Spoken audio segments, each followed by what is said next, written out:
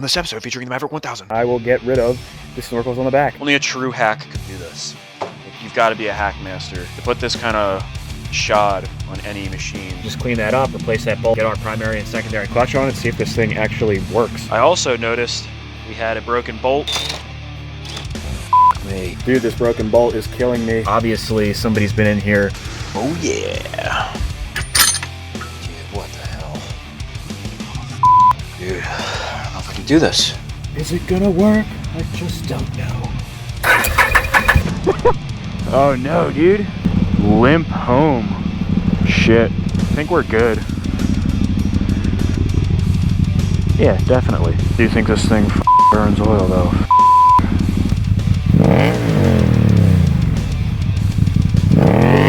I'm not even kidding. This thing feels like it could wheelie. Dude, that thing's got balls. Looks like it was burning out. Oh my god, I cannot wait to watch this footage. What a day, what a day. I'm actually standing in front of the Can-Am right now. I'm going to try to get the CVT in today and see if this thing actually moves. So since the last video, I actually removed the roll cage, scuffed and painted it flat black. If you watched the last video on the YZ budget, this thing was entirely removed, and I did notice the cage is slightly tweaked. Check it out, guys. I have the roof completely removed. Well, roll cage, really. And I cleaned it up, hit it with a Scotch-Brite, and painted it with flat black. Nothing crazy. I just wanted to clean it up. I cleaned up the rust and stuff, and then covered up all the bare metal. It definitely looks way better. And I did notice it's slightly tweaked. You can kind of see it from right here. I'll try to give you guys a better angle. It's kind of hard to tell, but it is tweaked this way. It must have taken an impact, and it's slightly tweaked. It is what it is. If I really wanted to, I could get a new cage. The important thing is that the frame on this appears to be fine. I don't see any damage on the mounting areas. I didn't see any bent parts on the frame. And I mean, everything sits nice and straight. So I think we're all right. I don't know if you guys can see this way. It's slightly tweaked. And we hooked up a come along, my pop and I, and kind of ran it diagonally from here to the corner of the frame. And we did straighten it out a little bit. Got the roof on there. And I mean, it looks good, I think. It kind of just is what it is. I guess it must have rolled over at one point in time, or it smashed into a tree, probably on that corner, I guess. I don't know. But it is what it is, like I said, and I'm not going to go spending $750 on a brand new roll cage when it's not going to affect anything, really. It's just an appearance thing, and I didn't even notice it when I bought it. Plus, now that it's flat black, it's got that roof on there. We're going to throw a light bar on the front. This thing is going to look fine. So we might as well hop right into it. You may have noticed that the snorkels are completely gone on this thing. That's because I already started, but I'll just say that I didn't because I did film everything. So we will go back in time and I will get rid of the snorkels on the back. All right, guys, check it out. I pulled those snorkels off, and I was originally considering keeping these on here, not all the way up to the top like they were, but just kind of having them curl right here. However, the way that these are, everything is zip tied together. It's literally zip tied around the shock. It all wiggles, and it's pretty half-assed, man, if you ask me. It's gonna vibrate. I don't like that. I don't know if you guys can see in the back there. There's another zip tie. It's all just zip tied together. So the OEM stuff dumps right around there. I'm taking it off, man. You know, I could probably make this better and stuff. I'm not even interested in doing that, though. I'm just gonna take it off and clean it up.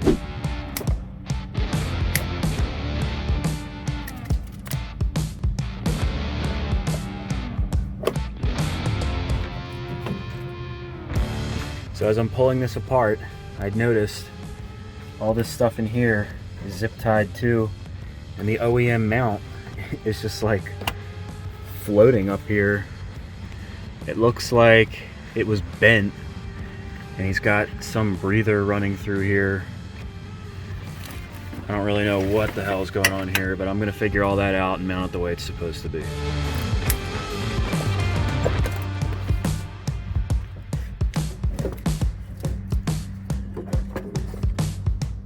Check it out, guys. I just couldn't handle it anymore having this stuff on there. So I pulled the entire assembly off, including the OEM stuff that we are going to put back on, because all of this chrome, I don't know if this is just aluminum tape or if it's duct tape or what, like duct tape. I'm not sure what this shit is, but it's got to come off. And I was trying to cut it while it was on there. I'm just might want to mess stuff up. Plus I want to gain access to the valve covers because I want to check our valve specs. So I pulled these damn things off, man, and this is like, only a true hack could do this. Like, you've got to be a hack master to put this kind of shod on any machine, especially that costs that much money. I get it, functionality, whatever, but this was junk. So here's the crap pipe. I don't know, I think it's OEM up until here. I don't know what's up with this rubber reducer thing. We're gonna find out what that is right now. But probably that whole thing's gonna come off. Same thing on this other one. Some kind of like custom made rubber reducer. At least I think. I looked at pictures and schematics online because I want to set this up OEM. And it was a little bit unclear about exactly how the OEM snorkels go.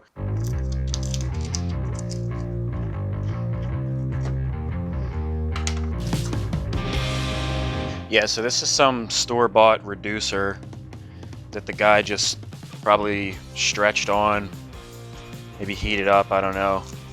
But it's going directly into the trash.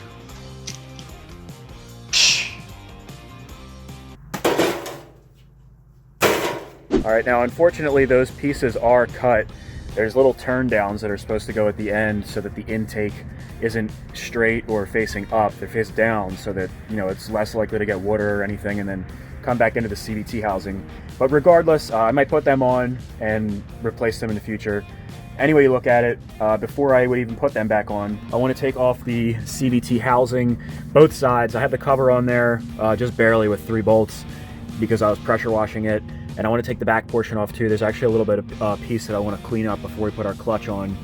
And I was looking here, guys, and it looks like this transmission actually, somebody must have been in there. So maybe the dude actually was telling me the truth and that thing does have a rebuilt transmission. But I can sure as shit tell you that he didn't touch the CVT, that is for sure. So let's get this thing off, and then after that, we'll have a lot of space in here, and it should be pretty easy to take off these cam covers, and we'll check out our valve clearances too. Now the reason I want to take this off is because for some reason where our helix goes, the plastic is like messed up. I don't know if there was like a lip that used to be higher and something was put on incorrectly and then the friction melted it down. I'm not really sure, but the back of the helix was f***ed up too. It fit on there and it spins fine, but I'd rather just clean that up with a Dremel, and I got a new helix also. And I also noticed this bolt's missing. So I'm gonna pop this thing off and see what it looks like behind. Just clean that up, replace that bolt, we can get our primary and secondary clutch on and see if this thing actually works.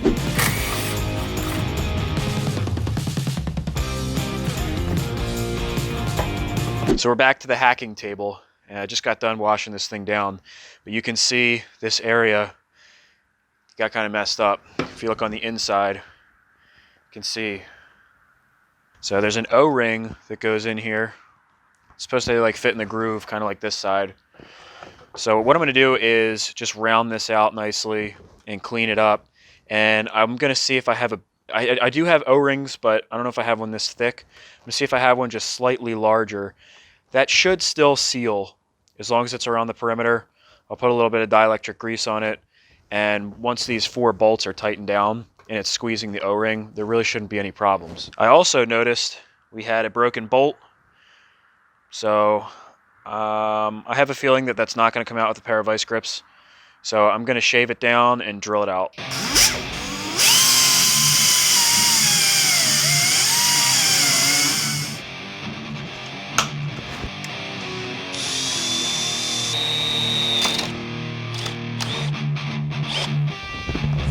Me.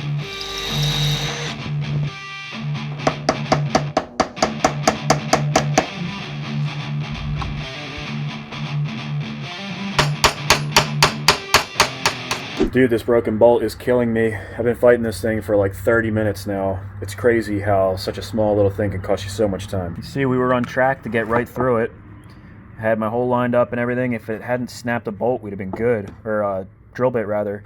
You can see the plastic housing is snapped. These are nut certs. I bet you that bolt was spinning. The nut cert was probably spinning in the hole, and that's why the guy either sawed it off or it snapped off. I don't know, but I was planning on drilling this out and then putting a little bit of epoxy in there to hold the nut cert in place. I don't know if you guys can see. You can actually see the edge of the drill bit. It was just coming through before it snapped off. I can't tap it through on this side or get at it from over here because this duct. So I'm going to wrestle with this thing, take care of that, and then we will move on. A little longer than a few minutes later. All right, I think I have it beat. I used these channel locks, put the edge of the channel lock on the tip of that bit, and squeeze down. And I think it popped through enough that I can grab it. Oh, I got you now, bitch. Are you kidding me? Ha ha. Yes.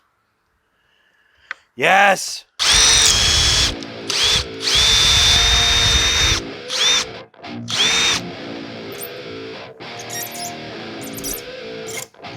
Wow, what a ridiculous task that was. Check this out. Here is the last portion of that 10mm bolt that came out once I finally got that drill bit out. So what I'm going to do is clean this surface up here. There's a couple gashes, probably from the last owner. And I will put some JB Weld on this, JB Weld on the actual portion of the case, press this in place, and the JB Weld should hold this just fine. These aren't heavily torqued bolts anyway.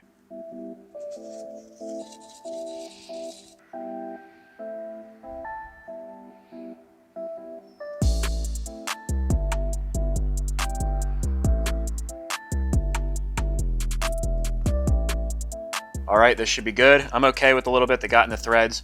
When this is dry, I'm gonna run a tap through it, and this should be nice and solid. That should never give us a problem. All right, now we're gonna clean this bad boy up. Got a little flapper disc on my Dremel, and I'm just gonna clean it up, man. I'm not gonna go crazy with it, and I'll clean these little areas off. A lot of this stuff is just snapping off.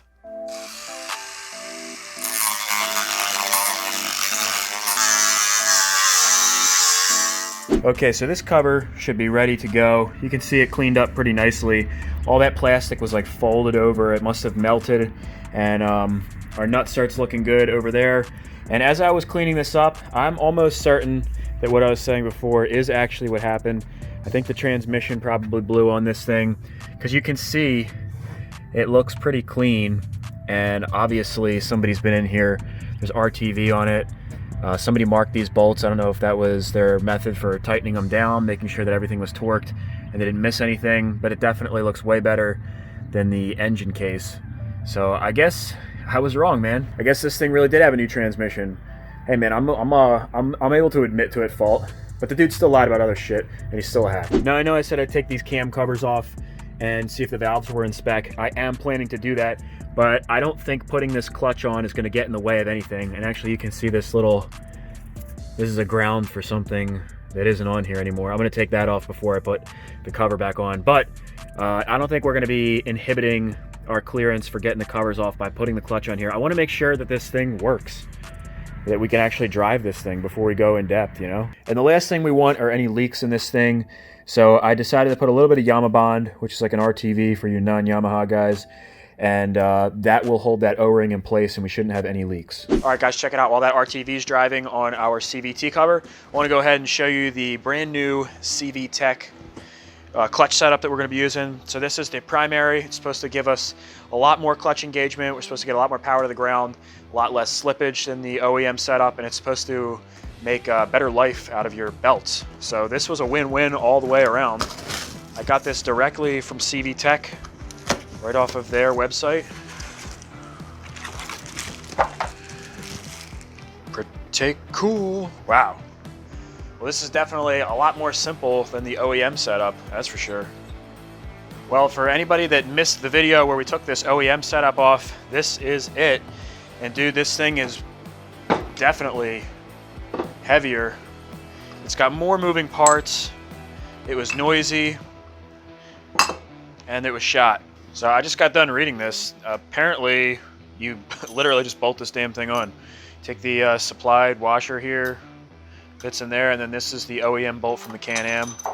We'll go right in like that, and I torque it down to 133 foot-pounds, and it's supposed to be good to go. Now I have half of our secondary clutch here. Before I put this back together, apparently it's a good idea to take a Scotch-Brite pad and scuff the surface. I'm going to use a red Scotch-Brite, and apparently it's good to go on a 90-degree angle to the center as you work your way around, and it's best to do it by hand.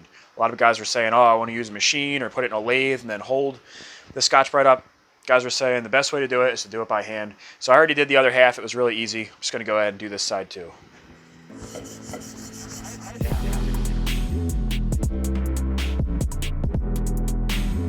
All right, we got a nice smooth surface. So I'm going to take these parts to the utility sink and clean them up with some degreaser. I'm not going to use any kind of brake clean, anything like that. Aluminum is very porous, especially after you scuff it up like that. So you're supposed to just wash these off with regular soap and water.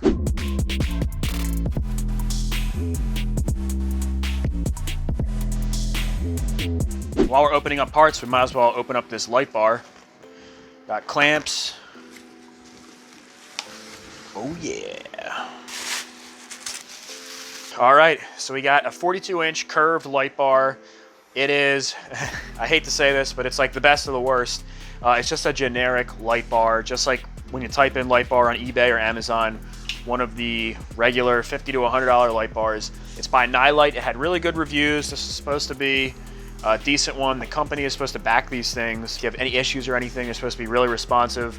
There's only one thing that I want to do before we mount this anyway, is to take the face off, and I want to put some Yama Bond on there, any kind of RTV. Apparently, if you do that, it helps seal in everything, and that's like one area where these things they tend to get moisture inside. But if you put a little RTV in there, close it back up, which is an easy thing to do, it's supposed to last you a long time. It also came with a wire harness, and it also came with this little light bar switch. Now these are the mounts that came in the kit, but we're not going to be using those. I bought these 2-inch bull bar mounts. These will mount up right underneath the roof. Be able to put the light bar right up under there. It should look pretty nice. And I've already seen how these things work, even the cheapy ones. They're super bright, and it's really going to help illuminate when we go night riding, which is going to be sick.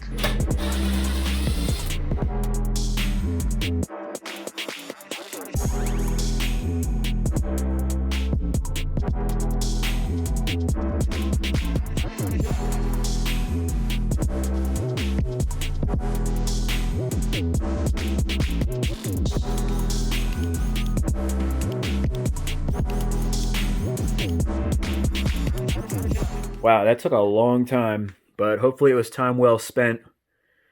It's all sealed now, that's for sure. And you might be wondering why I used gray sealant, because you can kind of see it in there if you look. Well, that's because even Optimus Prime couldn't get this thing to leak, because this is mega gray. Actually, it's because I've had this stuff on the shelf since we did the Ranger project. It came with the top end kit, and I've just been looking for an excuse to use it. And I figured it's a $50 light kit, the light bar. It's not like engine cases on the 250R or whatever. So I figured I'll just use that stuff up. I think it's going to work fine. All right, guys, check it out. Our cover is ready to go. All nice and dry. And here is that one nut cert that was messed up. I just got done running a tap through it. Check this out. Nice and smooth. So I'm going to throw a little bit of anti-seize on all of our bolts before we put them in, and this thing should be rock solid.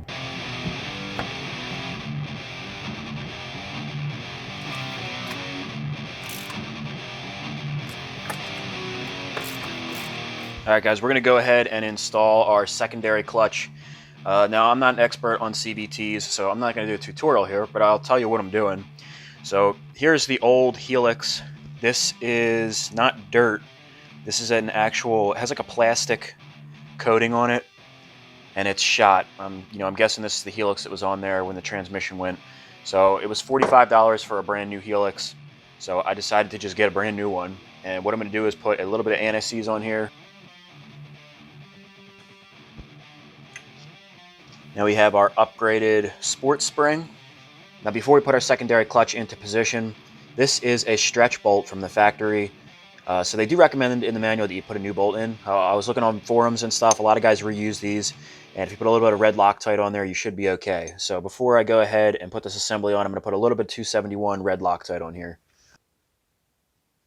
So this assembly slides in place. And you have to compress the spring by hand. The spring's a lot tighter than the stock one that came off.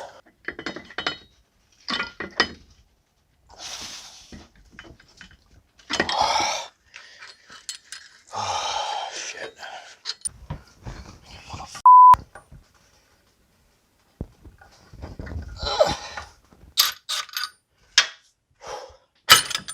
God damn. Oh. God damn it.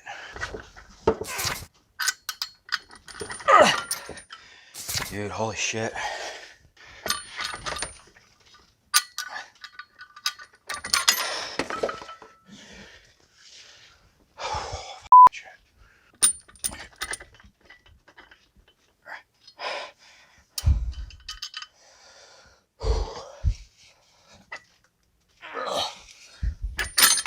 Dude, what the hell? Dude, I don't know if I can do this. Alright, so we came up with this idea to put a block in the frame here and put a jack up against this and press it into place. And as you can see, I was pressing right into the center. I was going to put the C-clamp on once it was compressed, then pull the jack out and put the bolt in. And my pop was pointing out that the cast on here may not be, we just don't want to crack that. So he's actually making a board with a hole in it right now. We can just finish it up so that we can put two jacks on here on either side, and then I'll be able to put the bolt in with the jacks still in place. So that should be a really safe method.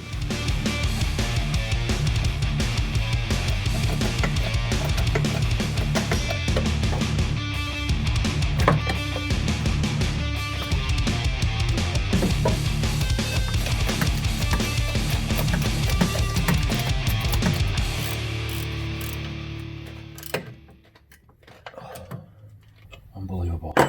Piece of cake.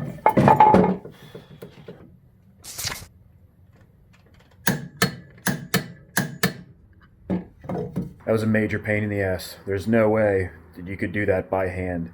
Maybe if you had two people, maybe. But pushing it on there by hand, that'd be almost impossible. All right, now hopefully this primary goes on a little bit easier.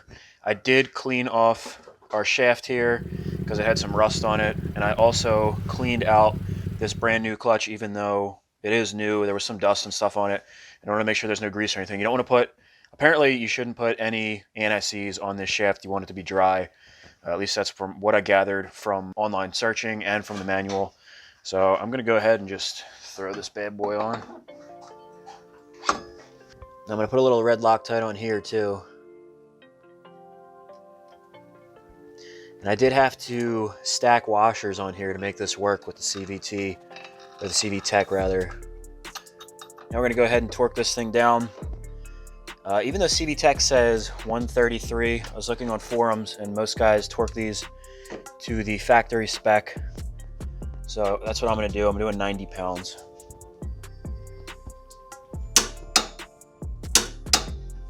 All right, now we'll put our brand new Gates belt on. Now, usually there's an arrow on these things and you put them in the correct orientation. However, the Gates belt doesn't have an arrow. So I'm going to put it on so that you can read the print. But from what I understand, these can go on in either orientation.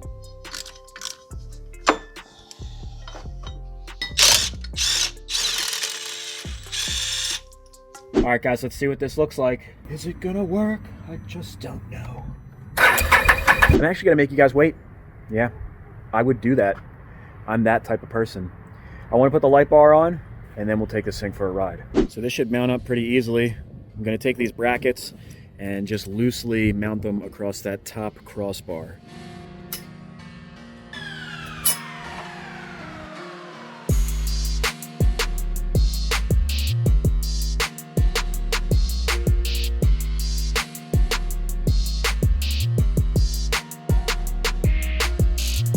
All right, so I got it on there. It's not wired up.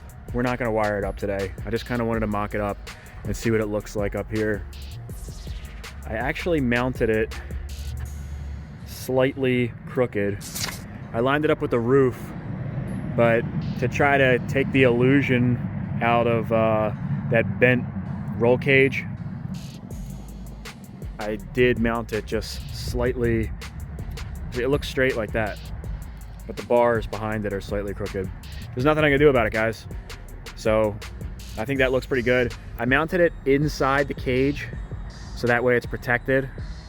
You know, if like a huge stick or something or a log hits here, it's not gonna smash our light bar. Because I know a lot of guys like kind of mount them like higher up here. I kind of want to run it inside like that. See what those clamps look like. Clamps were 12 bucks and they're made for straight or curved light bars. You just gotta play around with it. With two people, it would definitely be a little bit easier to put on.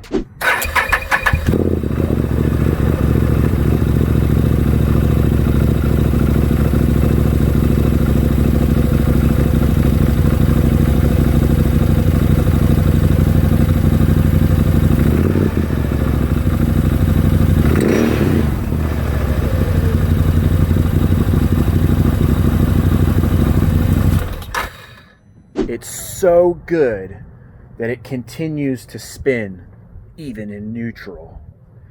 That might be a symptom of a new belt and scuffing up those plates or something. I'm not really sure. Maybe that's actually supposed to be how it goes. Like I said, guys, I'm not a CVT guy, but before it would idle and it didn't spin at all. So let's hop in this thing and see if it moves. All right, let's see what the hell happens here. Oh, dude, it sounds so good. We're gonna get a different exhaust tone too, because now we have a little bit of weight hooked up to our crank. All right, let's see what happens, man.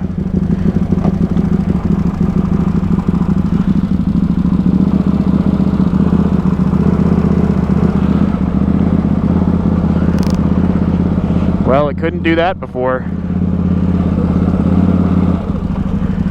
Feels pretty smooth. Oh my God.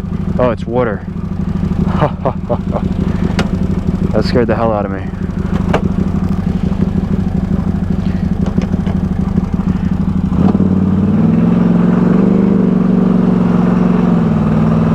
Well, it's not lurching or nothing.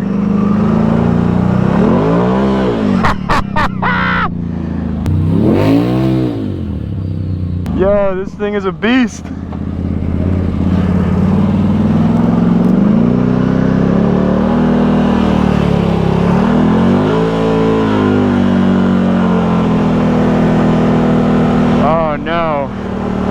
Check it out, I'm going 0.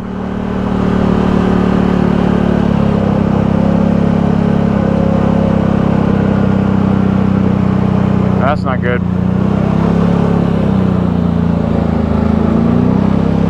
Feels like we got low tire pressure too.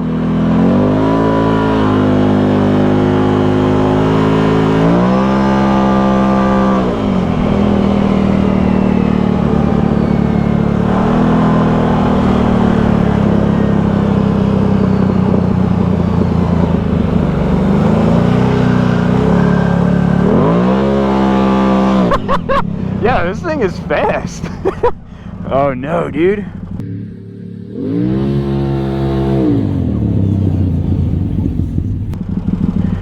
Oh no. Limp home. Shit. Shit, we better take a look at this thing. Well, you fix one problem only to find another. Kind of to be expected with this. I mean, we still have a bunch of wires and stuff that aren't hooked up. I'm trying to think if there's something that I forgot to hook up. Possibly. It might not be anything at all. I'll tell you what though, it has some balls. It's got a lot of power. It sounds really good. It feels really good. The clutch is definitely good. No doubt. It runs way smoother than it was before. I didn't hear any weird sounds. So I'm gonna have to go over the wire harness and stuff. Like, we still got wires and shit hanging out. So I'm gonna have to look over everything really good. And also, I haven't even messed with this shit. All this stuff up here, the messed up wires, I haven't even touched that stuff. And you know, down here, still got that wire hanging out. up here. So, dude, this is all that.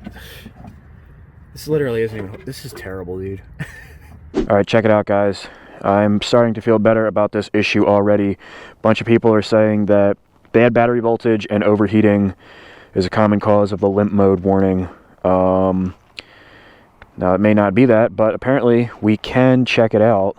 There's a way to check the problem codes, so I'm going to do that now. Check this out. Cold machine with cold, thick oil can do this, especially if you happen to goose the throttle right after startup over 2,000 RPMs before engine oil pressure buildup.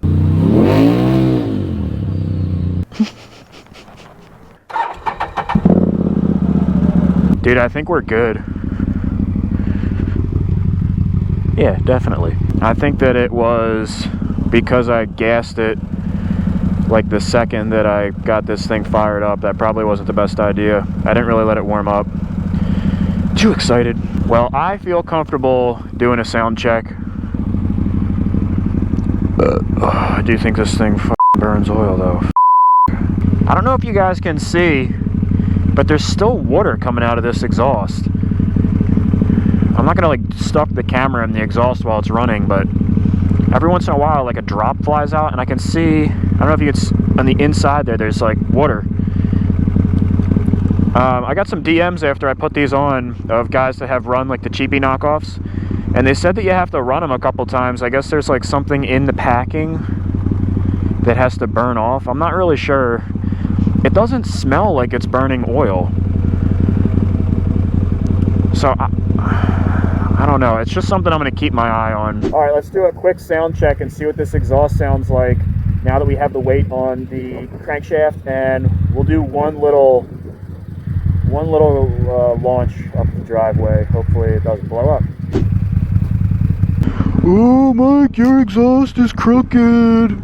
All right, there is no maintenance light since we've restarted this thing. The only thing on is the gas light. Now it's getting warm. It's probably on the way. It's been idling for, I don't know, 4 or 5 minutes. The RPMs came down. I'll see what happens. I'm kind of curious to see if that limp thing would come back just from goosing it up the driveway.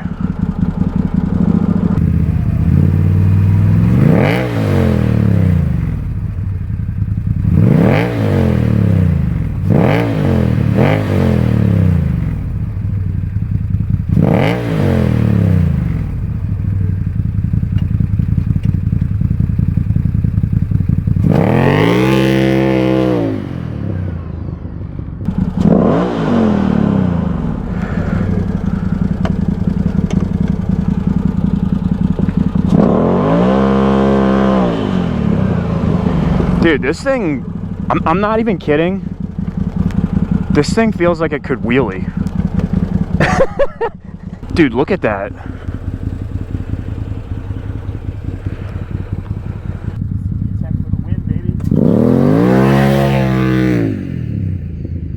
CVTech for the win, baby.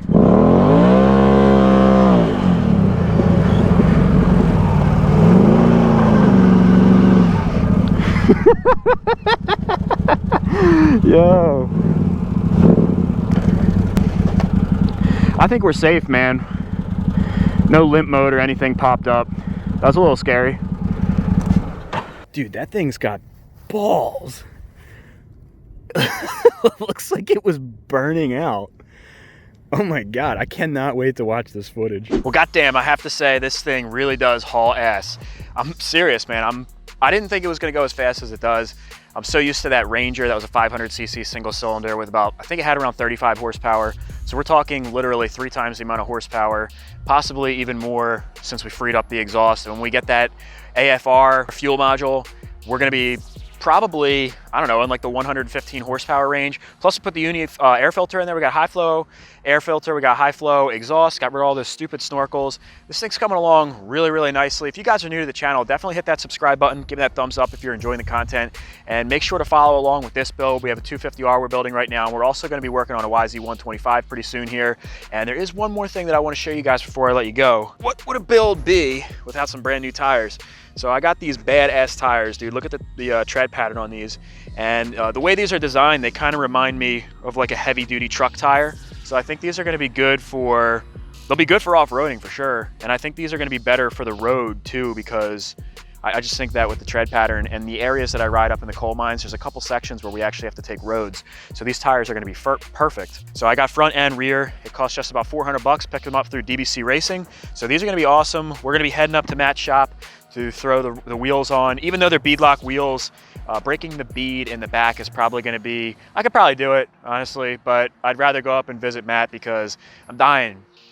This coronavirus BS, man. I'm looking for excuses to get out of the house.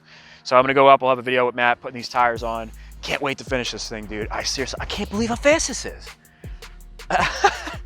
I cannot believe how fast this thing is. So I'm so excited to get this thing done. I appreciate all you guys, I love you guys. I'll see you guys in the next video.